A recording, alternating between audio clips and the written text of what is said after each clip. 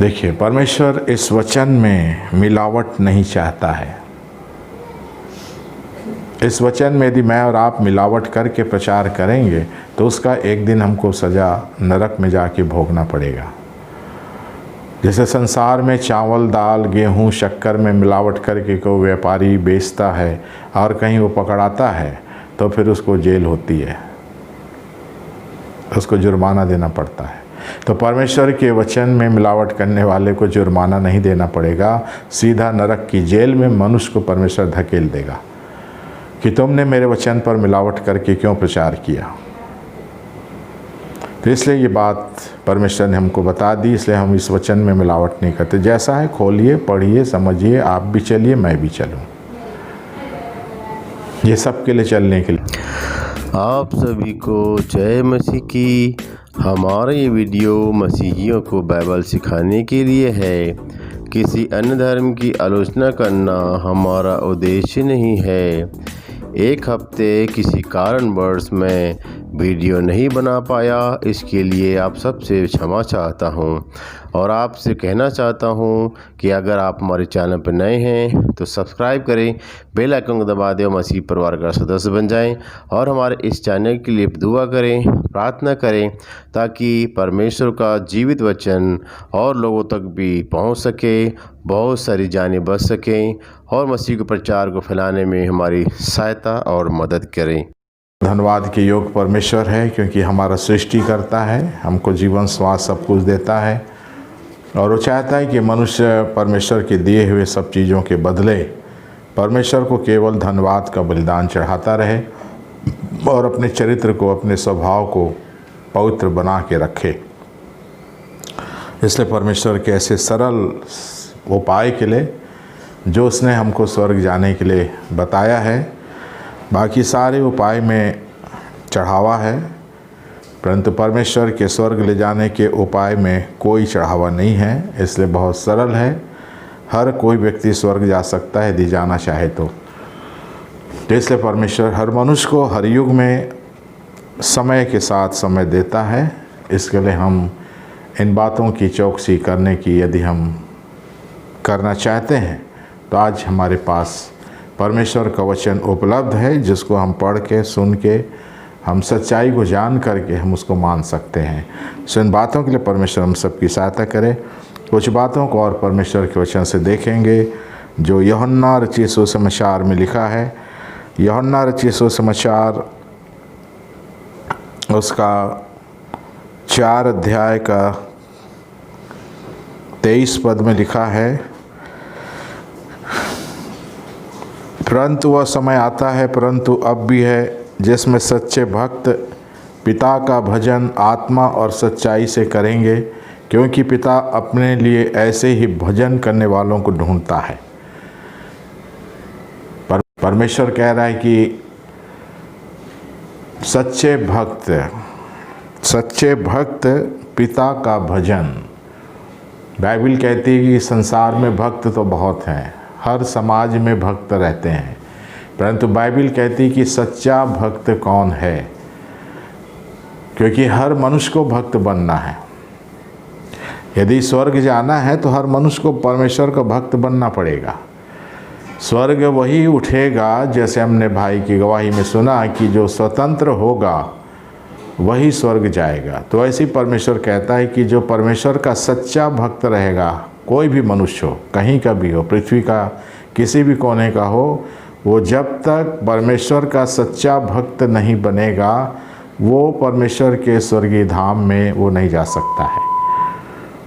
दुनिया में झूठे भक्तों का बोलबाला हो सकता है, दुनिया में झूठे भक्तों की वाहवाही हो सकती है, दुनिया में झूठे भक्तों को सोने के सिंहासन पर बैठाया जा सकता है, परंतु परमेश्वर कहता है कि स्वर्ग में सच्चे भक्तों की आवश्यकता है। तो क्या मैं और आप आज तक इस पृथ्वी पे जितना भी उम्र हमने बिताया है, चाहे जितने भी उम्र के हों मैं और आप, क्या मैं और आप सच्चे भक्त बन सके? क्योंकि उम्र ढलती छाया है, संसार कहता है कि मनुष्य की उम्र ढलती छाया है और इसलिए ढलती छाया में मैं और आप बढ़ रहे हैं। यदि हम छाया के पूरी तरह से अस्त होने से पहले, अर्थात हमारे शारीरिक जीवन के अस्त होने से पहले यदि मैं सच्चा भक्त नहीं बना या कोई भी सच्चा भक्त नहीं बना तो फिर परमेश्वर के स्वर्ग धाम में कोई भी प्रवेश नहीं कर सकता है। जैसे परमेश्वर कह रहा है, सच्चे भक्त पिता का भजन आत्मा और सच्चाई से करेंगे। तो सच्चे भक्त की पहचान यहीं पर एक ठोक परमेश्वर ने बता दिया कि जो सच्चे भक्त रहेंगे वो आत्मा से परमेश्वर का भजन करेंगे, शरीर से नहीं करेंगे, वो आत्मा से करेंगे और सच्चाई से करेंगे कहता। देखिए, हर चीज़ की पहचान इस पवित्र शास्त्र में परमेश्वर ने मनुष्यों को दे दी है। इस जानकारी को यदि हम अनपढ़ हैं तो भी हम सुन करके हम जान सकते हैं। बहुत ही सरल जानकारी है। परमेश्वर ने कोई कठिन जानकारी नहीं दिया है। जैसे शारीरिक मृत्यु से पूर्व हर मनुष्य को इस पृथ्वी के इस बात की जानकारी प्राप्त कर लेना है कि वो परमेश्वर का सच्चा भक्त बन गया कि नहीं बन गया। यदि प्राण के शरीर से निकलने से पहले मैं और आप या कोई भी सच्चा भक्त नहीं बना है तो हम स्वर्ग में प्रवेश नहीं कर सकेंगे, रहना तो दूर की बात है। जैसे सच्चे भक्त की पहचान परमेश्वर बोल रहा है कि वो आत्मा और सच्चाई से भजन करेगा, आत्मा से और सच्चाई से भजन करेगा। तो ये मेरे पास एक जीवन की गवाही होनी चाहिए, व्यक्तिगत गवाहियाँ हैं कि आप और मैं आत्मा और सच्चाई से परमेश्वर का भजन कर रहे हैं तो हम जरूर परमेश्वर के सच्चे भक्त में गिने जाएंगे, है ना। आज मनुष्य आत्मा में परमेश्वर का भजन नहीं कर रहा, आज मनुष्य सच्चाई से भजन नहीं कर रहा है। झूठे भजन चल रहे हैं पृथ्वी के हर मनुष्य जातियों के जीवन में। मैं भी करता था झूठे भजन, परंतु परमेश्वर ने इस वचन के द्वारा मेरी आँखों को खोल दिया और ये वचन मेरी आँखों को खोलता है। ये वचन हर मनुष्य की आँखों को खोलना चाहता है।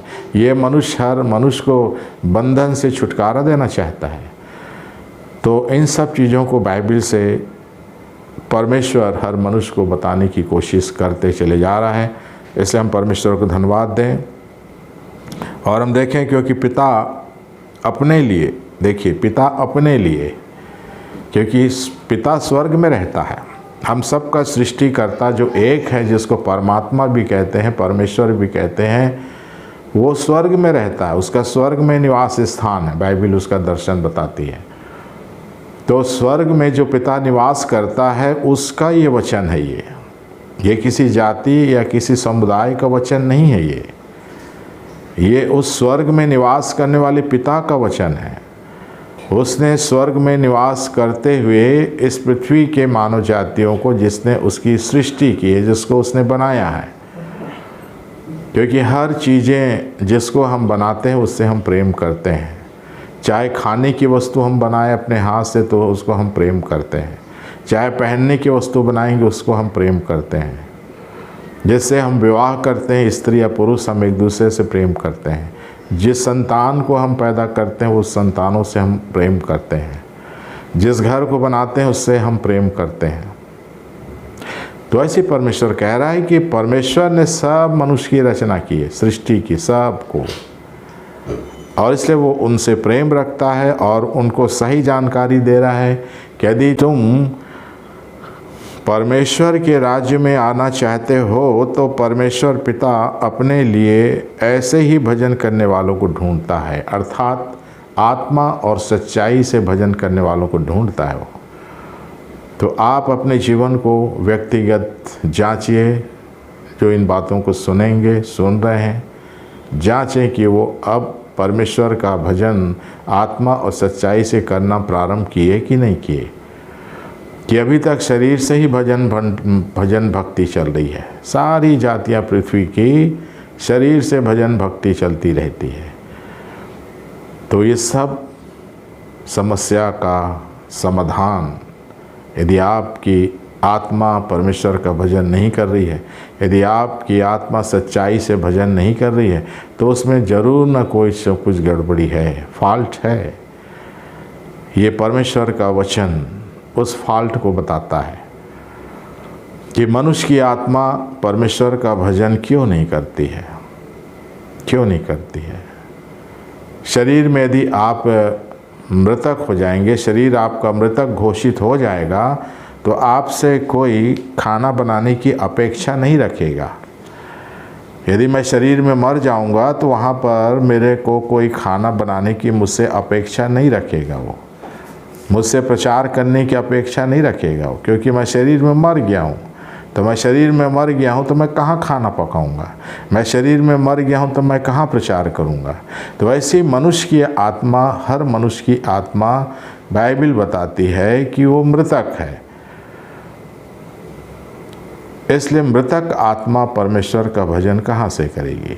और इसलिए प्रभु यीशु मसीह इस पृथ्वी पर प्रबंध किया कि वो इस पृथ्वी पर देह धारण हुआ, कुंवारी मरियम से देह धारण हुआ, क्रूस पे मरा, तीसरे दिन जी उठा और 40वें दिन के बाद स्वर्गारोहण हुआ। स्वर्ग से वो बैठकर अपने पवित्र आत्मा के द्वारा इस पृथ्वी पर हर मनुष्य की आत्मा को बचाने का काम प्रारंभ किया।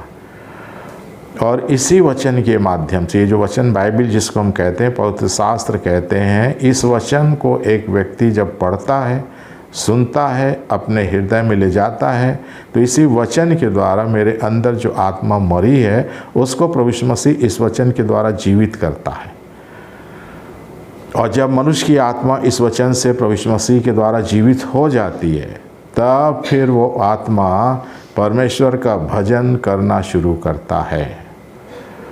परमेश्वर का भजन आपको चलते फिरते, उठते बैठते, लेटते जागते आत्मा में करना है। आप कुछ भी काम करिए, आवश्यक काम, उसको आप कर सकते हैं। परंतु यदि आपकी आत्मा जागरूक हो गई है तो आपकी आत्मा बिना रुके परमेश्वर का भजन करेगी। इन सब चीज़ों को आप ध्यान कर सकते हैं। और जैसे भजन संहिता 96 में लिखा है, भजन संहिता 96 96 अध्याय, भजन संहिता 96 अध्याय में देखेंगे,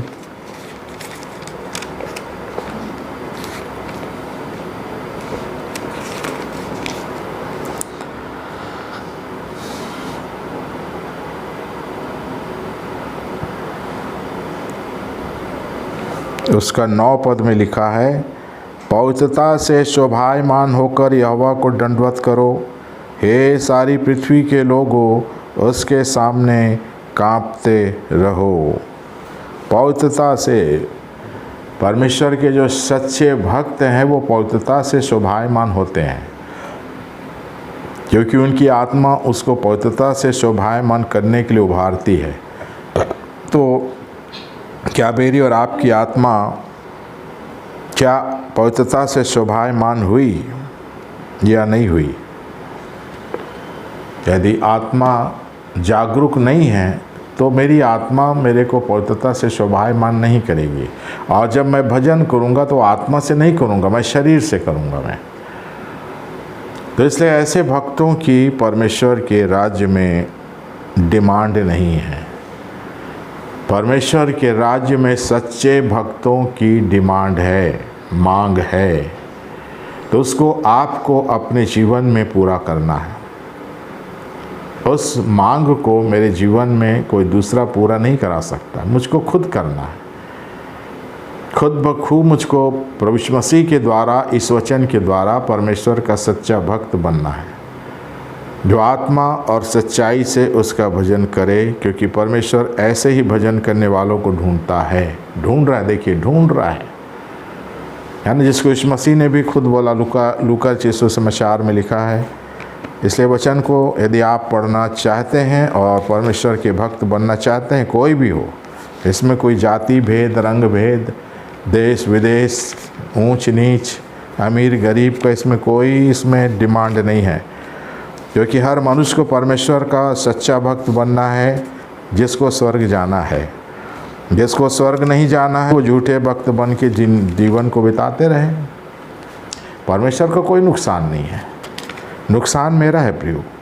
यदि मैं शरीर में रहते हुए यदि परमेश्वर का मैं सच्चा भक्त नहीं बना और शरीर को मैंने त्याग दिया, तो फिर मेरी आत्मा को नुकसान उठाना पड़ेगा। फिर आत्मा के नुकसान की कोई भरपाई नहीं कर पाएगा। तो इसलिए शरीर में रहते हुए इस चीज़ों को आप और मैं, कोई भी मनुष्य जान ले। जैसे लूका 19:10 में लिखा है, क्योंकि मनुष्य का पुत्र खोए हुओं को ढूंढने और उनका उद्धार करने आया है। देखिए, प्रभु यीशु मसीह इस पृथ्वी पर जो मनुष्य खोए भटके हुए हैं, जाति में, रंग में, भेद में, अमीरी में, गरीबी में, ऊंच में, नीच में खोए भटके हुए, उन्हीं को परमेश्वर यीशु मसीह को खोजने के लिए भेजा है ना। यीशु मसीह को परमेश्वर ने इसलिए भेजा है कि इस पृथ्वी पे मनुष्यों के पापों के लिए प्रायश्चित करे, मनुष्यों के पापों के छुटकारे के लिए लहू बहाए, मनुष्यों को अनंत जीवन देने के लिए, नया जीवन देने के लिए तीसरे दिन मृतकों में से जी उठे। और उसके बाद कहता है कि जो खोए भटके हुए हैं उनको यीशु मसीह ढूंढ रहा है। प्रभु यीशु मसीह खोए भटकियों को ढूंढ रहा है और उनका उद्धार कर रहा, मतलब उनको झूठे भक्त से, झूठी भक्ति से छुटकारा देना चाहता है और लोगों को सच्चा भक्त बनाना चाहते हैं। यीशु मसीह का काम है। प्रभु यीशु मसीह का काम कोई धर्म परिवर्तन कराने का नहीं है। प्रभु यीशु मसीह का काम किसी को हिंदू से ईसाई बनाने का काम नहीं है। प्रभु यीशु मसीह का काम है कि जो झूठे भक्त हैं उनको सच्चा भक्त बनाने का काम यीशु मसीह कर रहा है। तो उसमें आप प्रभु यीशु मसीह के द्वारा क्या इस लाभ को प्राप्त कर चुके हैं या इस लाभ को प्राप्त करना चाहते हैं, तो आपके शरीर में रहते तक आपको समय दिया गया है। हर मनुष्य को जिस पृथ्वी पर जन्म लेता है उसको शरीर में रहते तक परमेश्वर समय देता है कि तुम शरीर में रहते हुए परमेश्वर के सच्चे भक्त बन जाओ। प्राण निकलने से पहले हर मनुष्य को इस पृथ्वी पर जो आता है, चाहे दुनिया के किसी भी कोने का रहने वाला हो, परमेश्वर की दृष्टि में पृथ्वी एक तिल के समान है। एक तिल, मेरी दृष्टि में पृथ्वी बहुत बड़ी है, पर परमेश्वर की दृष्टि में पृथ्वी एक तिल के समान है। तिल, तिल, एक तिनके के समान समझ लीजिए। जैसे परमेश्वर बात कर रहा है, पृथ्वी के लोगों से बात कर रहा है, किसी जाति समुदाय से बात नहीं कर रहा हो, वो पृथ्वी के लोगों से बोलता है ना, पृथ्वी के लोगों से। जैसे यशायाह 45 में भी लिखा, देखिए सब चीज़ इसी में है, मैं भी नहीं जानता था, मैंने भी परमेश्वर की आत्मा की अगुवाई में इस वचन को पढ़ना शुरू किया, समझना शुरू किया। परमेश्वर की आत्मा ने मेरे जीवन को परिवर्तित करके मुझको, मैं भी झूठा भक्त था पहले, परमेश्वर का वचन, परमेश्वर की आत्मा यीशु के नाम में मुझको सच्चा भक्त बनाया जा रहा है। और इसलिए लिखा है यशायाह 45:22 में लिखा है, हे पृथ्वी के दूर दूर के देश के लोगों, तो मेरी ओर फिरो और उद्धार पाओ। हे पृथ्वी के दूर दूर के देश के रहने वालों, तो मेरी ओर फिरो, मेरी ओर फिरो। परमेश्वर बोलता है मेरी ओर फिरो, प्रभु यीशु मसीह कहता है मेरी ओर फिरो और उद्धार पाओ, क्योंकि मैं ही ईश्वर हूँ और दूसरा कोई नहीं है। आपको झूठे भक्त से सच्चा भक्त बनाने का काम परमेश्वर कर सकता है,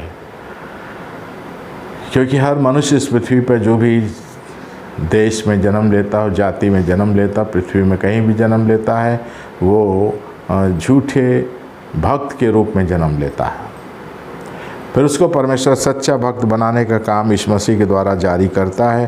तो ये काम आपके जीवन में प्रारंभ हुआ, पूरा हुआ, नहीं हुआ, क्या हुआ, ये आपको खुद को जानना है। आप अपने घर जब बनाना शुरू करते हैं तो आपको मालूम रहता है कि आपका घर कितना बना। खाना बनाना शुरू करते हैं तो आपको मालूम रहता है कि मेरा खाना कितना बना। हर चीज़ की जानकारी आपके पास है, परंतु आप सच्चे भक्त बनने की जानकारी रखते हैं या नहीं रखते हैं, ये आपकी बहुत ज्वलनशील आवश्यकता है हर मनुष्य के लिए। क्योंकि पृथ्वी के बाद यदि आप झूठे भक्त बन करके मर गए तो बाइबल कहती है कि उसको एक दिन रौ नरक की आग में जीवन भर तड़पना पड़ेगा।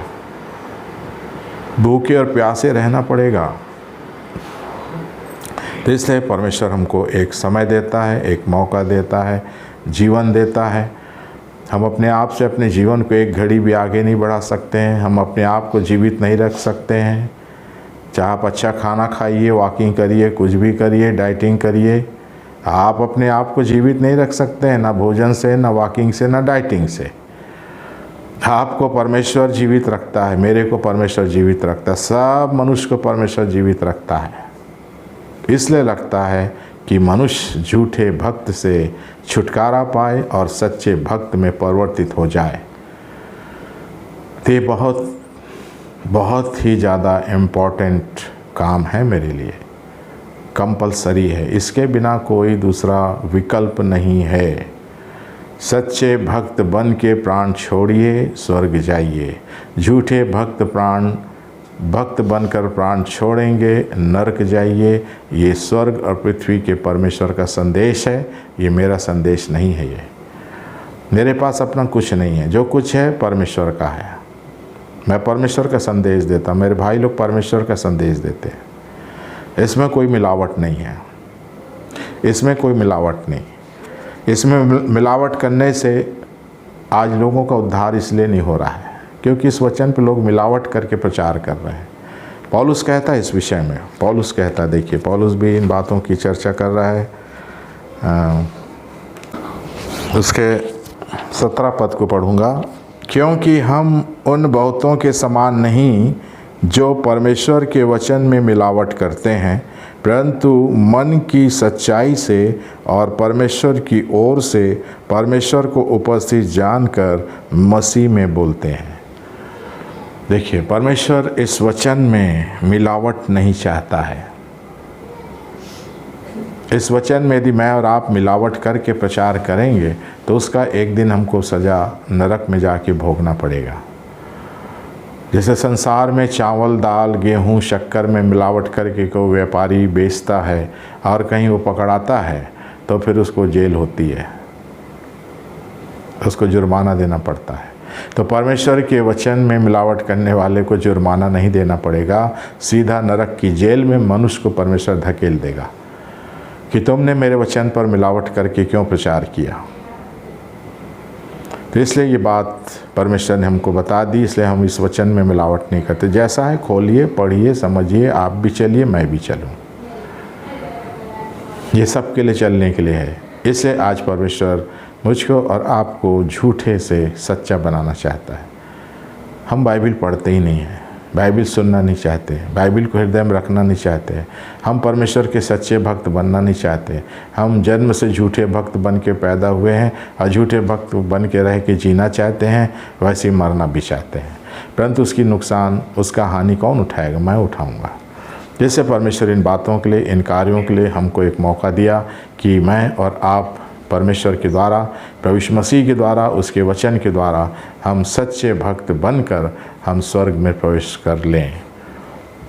सच्चे भक्तों के लिए स्वर्ग में प्रवेश है, झूठे भक्तों के लिए स्वर्ग में प्रवेश निषेध है। इसलिए आप क्या हैं आप जानिए, मैं क्या हूँ मैं जानूँ। हर व्यक्ति अपने आप को जानता है, हर व्यक्ति अपने आप को अच्छी तरह से जानता है कि वो क्या है, उसके मन में क्या है, उसके विचार में क्या है। हर व्यक्ति अपना अपना मन का विचार जानता है।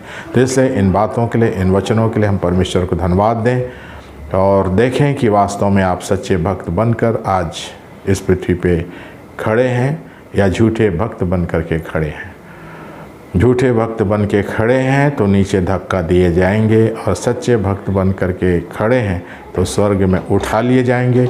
ये परमेश्वर मुझको और आपको इन संदेशों के द्वारा सावधान करना चाहता है, सतर्क करना चाहता है।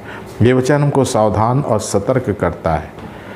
यदि मैं और आप इस वचन को पढ़कर, सुनकर सावधान और सतर्क नहीं हो रहे हैं तो हम बहुत बड़ी भूल में हैं। तो परमेश्वर हम सबकी सहायता करे।